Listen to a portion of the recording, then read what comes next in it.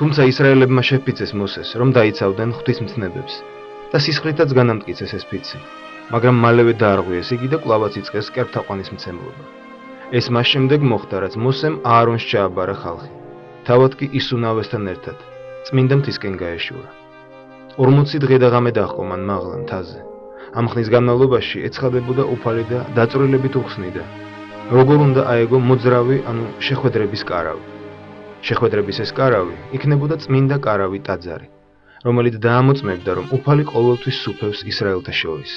მე-40 დღეს უფალმა მოსეს გადასცა 2 ქვის ფილაქანი, რომელზეც მისივე თითით იყო დაწერილი 10 მცნება. 10 მცნების მსგავსი ამბავი სხვა ლეგენდებმაც შემოვინახა. განსხვავება მხოლოდ სახელებსა და ადგილმდებარეობაშია. სპარსული კანონის წიგნი ზარატუსტრასაც ჭექა ქუხილის დროს გადაეცა. ბერძენთა კანონმდებელ ღმერთ დიონისესაც ხელთქვის 2 ფილაქანი უპყრია, რომლებზეც კანონია ამოტვიფრული. მოსეს ისტორიის ბუკვალურად გაგება მართებულად არ მემაჩნია. მოსე ზარატუსტრასა და დიონისეზე გაცილებით ადრე ცხოვრობდა და არ ამგონია მათ შორის პლაგიატი მოსე იყოს. მოსე 40 წლის განმავლობაში იმყოფება უფალთან, ხალხი ჩათვლის, რომ მოსემ მიატოვა, ისინი ან გარდაიცვალა მთაზე და ამიტომ ისინი გაურკვეველ მდგომარეობაში აღმოჩნდნენ და ისევ მათ დაიწყეს ისევ კერპსაყურებისკენ მიდრეკვა და მათ ჩამოასხეს ოქროს ხბოს ფიგურა და ჩათვალეს, რომ ის არის ღმერთი და თაყვანისცემდნენ მას. ეგვიპტელებს ჰყავდათ თეთრი და შავი ხარის ღვთაება. ეს ასოცირდებოდა ძალასთან და ენერგიასთან. ისრაელებმა ჩათვალეს, რომ სწორედ ძალა იყო, რომელმაც გამოიყვანა ეგვიპტიდან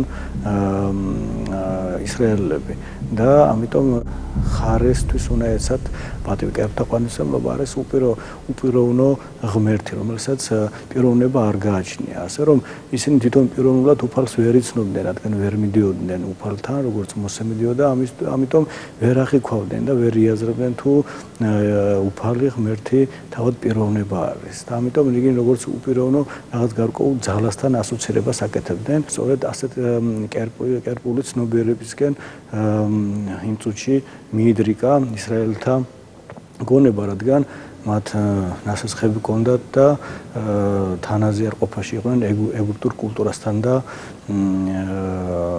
რელიგიასთან. აარონი ვერ შეეწინააღმდეგა მათ, რადგან ის თვლიდა, რომ თუ დიდი წინააღმდეგობა მოხდებოდა, შეიძლებოდა იგი მოეკლათ და კიდევ უფრო უარეს მდგომარეობაში აღმოჩენილიყო ეს ხალხი. კერპის ეს ქანდაკება დადგეს ბანაკის შუაში. ძველი ღვთაების დაბრუნებით გაიხარა ხალხმა. ესენი არიან ისრაელო შენი ღმერთები, რომლებმაც ეგვიპტიდან გამოგიყვანეს. და იწყეს მსხვერპლშეწირვა. შემდეგ შემოუსხდნენ სადღესასწაულო სუფრას. მთელი დღე გაისმოდა საყვირისა და სხვა საკრავების ხმები. კაცები, ქალები და ბავშვები დაუღალავად ცეკვავდნენ და გალობდნენ კერპის გარშემო. ხოლო ლევიტელები იდგნენ განზე და დამწუხრებულნი შესქეროდნენ ხრეობის მონაწილეებს. ასე ქარაფშუტულად რომ განუდგნენ უფალს და კვლავ იწყეს კერპთაყვანისმცემლობა. სწორედ ამ დროს გადასცა სინას მთაზე ღმერთმა მოსეს ფილაქნები სიტყვებით ძირს ჩადი, რადგან გაიყნა შენი ხალხი, რომელიც ეგვიპტიდან გამოვიყვანა. მოსემ შორიდან გაიგონა ღრეობის ჯოჯოხეთური ხმები, რისხვით აღინდო. ხელიდან გააგდო ფიქალები და მიამსხვრია მთის ძირს. მერე ოქროს ხბოს ნამსხვრევებად აქცია და წყალში მიმოაბნია მისი ნაფშხანები. ისრაელებს კი უბრძანა ამ წყლის დალევა. შეცბუნებულ აარონს მკაცრ საყვედურს დასჯერდა. ლევიტელებს კი უბრძანა. ასე ამბობს უფალი, ისრაელის ღმერთი. მახვილი მოისრიბოს ყველამ. მოიარეთ ბანაკი ჭიშკრიდან ჭიშკრამდე და მოკალით ძმამ ძმა, მეგობარმა მეგობარი, ნათესავმა ნათესავი. იმ დღეს დაახლოებით 3000 კაცი მოიკლა. ასე დაისაჯნენ ებრაელები კერპთაყვანისმცემლობისთვის. როცა ბანაკში წესრიგი აღადგინა, მოსემ მოუწოდა ხალხს, მოენანიებია თავიანთი საქციელი. თავად კი კვლავ ავიდა სინას მთაზე და ებრაელი ხალხის შესაწყალებლად მხურვალე ვედრება აღუვლინა ღმერთს. უფალმა შეიწყალა მისი ვედრება და უბრძანა, განემზადებინა ახალი ფილაქნები. იმათი მსგავსი, რომლებიც დაამსხვია და მერე კვლავ ასულიყო მთაზე. მოსემაც განამზადა ახალი ფილაქნები და მთაზე მარხვასა და ლოცვაში კვლავ 40 დღე და ღამე დაჰყო. იმისთვის რომ გავიგოთ მართლა გადასცა თუ არა უფალმა მოსეს ფილაქნები, ერთ კითხვას უნდა ვუპასუხოთ. სად არის ახლა ეს ფილაქნები? აქამდე ისინი ვერავინ აღმოაჩინა. იქნებ ფილაქნები საერთოდ არ არსებობდა. ჩვენ შეგვიძლია დავამტკიცოთ, რომ მოსემ 10 მცნების ფილაქნები მართლაც მიიღო. ჩვენ ისიც ვიცით ახლა სად არის ეს ფილაქნები. ძველი ეგვიპტური და ბაბილონური სტელები კირქვისგან იყო გამოთვლილი. 10 მცნება კი როგორც ჩვენთვის ცნობილია, გრანიტის ან მარმარილოს ფილაქნებზე იყო ამოტვიფრული. სწორედ ეს სახეობები მოიპოვება უხვად საუდის არაბეთში, გებელ ელ-ლოზის რაიონში, იქ სადაც სინას მთა მდებარეობდა. ეს ოსტატი ქვას იმავე იარაღით თლის, რომლითაც სავარაუდოდ მოსე თლიდა. სწორედ ასეთი ტექნიკით თლიდა მოსე ფილაქნებს, რომლებიც სინას მთაზე აიტანა. ასეთი გრანიტის ფილები შეიძლება ბიბლიური ფილაქნების ასლად ჩაითვალოს. მეტი მსგავსებისათვის მათზე 10 მცნებაა ამოტვიფრული. ამბავი იმისა, თუ როგორ მიიღო მოსემ სინას მთაზე უფლისგან ფილაქნები, წინააღმდეგობებით არის სავსე. მასში სიმართლის გამოგონილისგან გარჩევა შეუძლებელია. ამას წინანდელმა არქეოლოგიურმა გათხრებმა დაადასტურა, რომ 10 მცნებასთან დაკავშირებული ბიბლიური ფაქტები რეალური და უტყუარია. ბიბლია 10 მცნებასთან დაკავშირებულ 3 ურთიერთგამომრიცხავ ფაქტს შეიცავს. ერთის თანახმად მოსემ ფილაქნები გამოთალა და მათზე 10 მცნება დაწერა. მეორე ცნობით მოსემ მცნებები ლოდებზე ამოტვიფრა, ხოლო მესამე ცნებით ქვის ფილაქნებზე მცნებები უფალმა ამოტვიფრა. უფალმა ქვის ფილაქნებზე 10 მცნება ამოტვიფრა, როცა განრისხებულმა მოსემ ძველი ფილაქნები დალეცა, ახალი გამოთალა და უფალმა მცნებები ისევ ამოტვიფრა. მესამედ კი მოსემ ის დამატებითი კანონები ამოტვიფრა, რომელიც უფალმა დაუწესა. ამჯერად უფალმა მოსეს უფრო თვალნათლივ დაანახა თავისი ღვთაებრივი დიდებულება და თვითონ დაწერა ფილაქნებზე 10 მცნება. ამით კი მიანიშნა მოსეს, რომ იგი კვლავ აღადგენდა კავშირს ებრაელებთან და შეიყვანდა მათ აღთქმულ ქვეყანაში. როდესაც მოსე მთაზე ადის, სინას მთაზე, რათა უფლისგან მიიღოს მცნებები, მცნებების გარდა ეს სხვა დანარჩენ კანონმდებლობასაც იღებს ღვთისგან.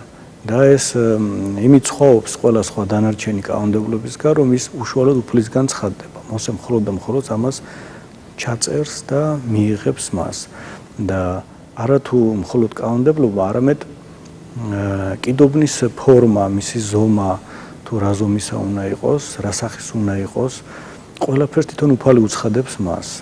და როდესაც მოსე ააგებს კიდობას, ის მთლიანად მოოქროვილი არის და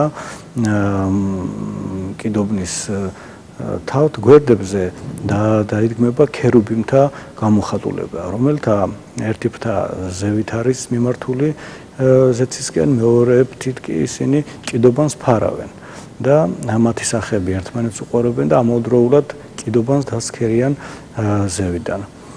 და აი სწორედ ეს პირველი ხატება არის, როდესაც ადამიანი გამოხატავს სულიერი სამყარო გამოაქვს მატერიაში და ამიტომ ეს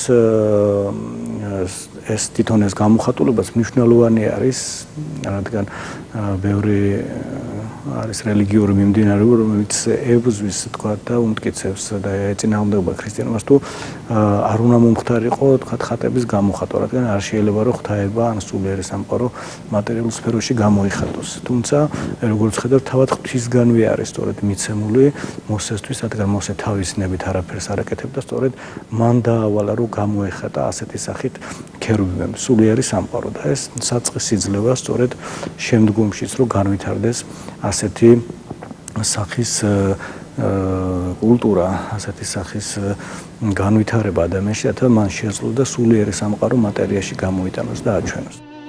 მოსე ამ სასიხარულო დაუბრუნდა ხალხს, მაგრამ მისი სახე ისე იყო გაბრწყინებული ზეციური მზის კაშკაშა სხივებით, რომ ადამიანები ვერ უყურებდნენ სახეში. ამიტომაც იყო, რომ როცა მოსე ხალხთან სასაუბროდ გამოდიოდა, სახეს საფარველით იბურავდა.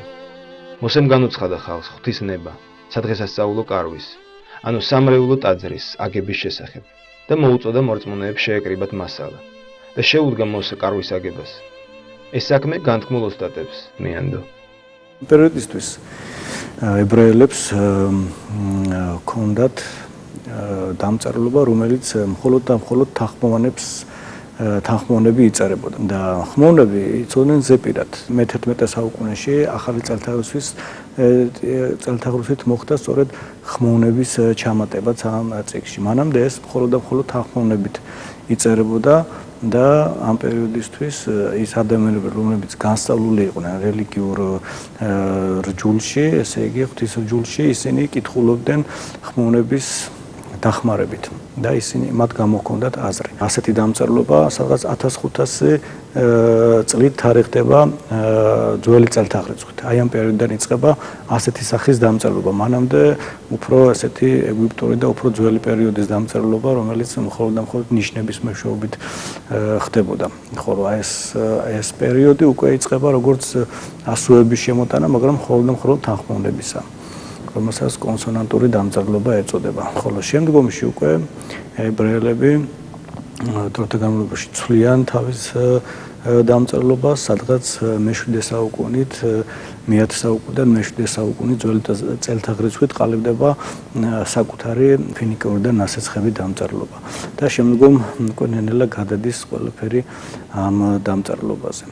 ასე რომ სწორედ ებრაელთათვის აი ამ პერიოდში, როდესაც მოსემ გამოიყვანა ხალხი ეგვიპტიდან, მოსე იყო ერთ-ერთი ყველაზე განვითარებული ადამიანი იმ პერიოდისთვის და სწორედ აი მისი მეშვეობით მოხდა ფაქტიურად პირველი ებრაელთათვის პირველი დამწერლობის ჩამოყალიბება. აი ამ პერიოდში ხდება მთლიანად ებრაელი ხალხის კონსოლიდაცია რელიგიის მიმართ და ამ რელიგია არის ამ ერისთვის ყველაფრის მომცემი, როგორც დამწერლობისა, როგორც კანონისა, როგორც რელიგიისა, ისევე სახელმწიფოებრივი სტრუქტურისა და ისე კანონებისა, რომლის მეშვეობითაც კონტროლდებოდა და იმართებოდა ეს ერი და მოყავდა უფალს ის სრულყოფაში. მალე დასრულდა კარვის აგება. წმინდა ტაძარი კარავი ორ ნაწილად იყოფოდა: წმინდათა წმინდად და საკურთხევლად, რომელთაც ერთმანეთისგან ოქროს ფარდა ჰყოფდა. ტაძრის უმთავრეს ნაწილს წმინდათა წმინდა წარმოადგენდა. იქ განათავსეს აღთქმის კიდობანი, რომელიც ურთხელის ხისგან იყო დამზადებული. იგი შიგნიდან და გარედან ოქროთი იყო მოჭედილი. კიდობნის სახურავი, ეგრეთ წოდებული განსაწმენდელი, სუფთა ოქროსგან გაკეთდა. მის ორივე მხარეს განთავსდა ორი ქერუბიმი. საერთოდ ეს კიდობანი ითვლებოდა კარვის ყველაზე დიდ სიწმინდედ. ამავდროულად კიდობანში ჩალაგებული არის, რომელიც უნდა ეტარებინათ ყოველთვის მეხსიერებისთვის და ასევე სიწმინდის სახით, აარონის კვერთხი 10 მცნება, რომელიც ორ ქვის ფილაზე იყო დაწერილი და მანანა, დაკუკით მანანა, რომელიც ერთდროულად განასახიერებდა როგორც დიდ სასწაულებს, ასევე დიდ სიწმინდეს. ძველი აღთქმის სამღვდელოება სამ ხარისხად დაიყო: მღვდელმთავრებად, სამღვდელოებად და ლევიტელებად. ღვთისნებით მღვდელმთავრის წოდება მოსემთავის ძმას, აარონს უბოძა. მისი შვილები კი მღვდლებად დაადგინა. ამ დროიდან მღვდელმთავარი და მღვდლები ყოველთვის ირჩეოდნენ აარონის შთამომავალთაგან. მესამე ხარისხი ეკუთვნოდა ლევიანელთა შტოს წარმომადგენლებს, რომელთაც ლევიტელები ეწოდა. მთელი წელი ცხოვრობდნენ სინას მთისძირში ებრაელები. ამ ხნის განმავლობაში ბანაკში უზარმაზარი ცვლილებები მოხდა. მოსეს წყალობით უსახო ბრბო ისეთ საზოგადოებად ჩამოყალიბდა, რომელიც იერარქიულად მართავდა მოხელეებს. უმაღლესი საკანონმდებლო ხელისუფლება ეკუთვნოდა ღმერთს.